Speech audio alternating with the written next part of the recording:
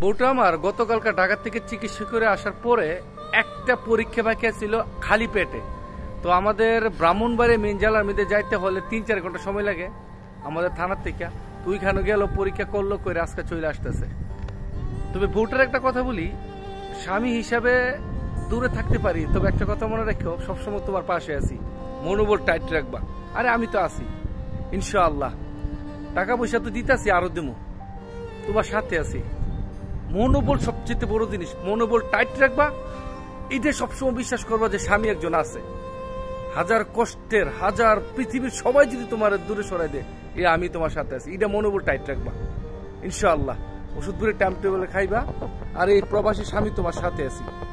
হাজার কষ্টে পৃথিবী একদিকে, আমি একদিকে, তোমার মাথার উপরে বট গাছে দাঁড়িয়ে থাকবো। এই সবসময় কথা মনে রাখবা।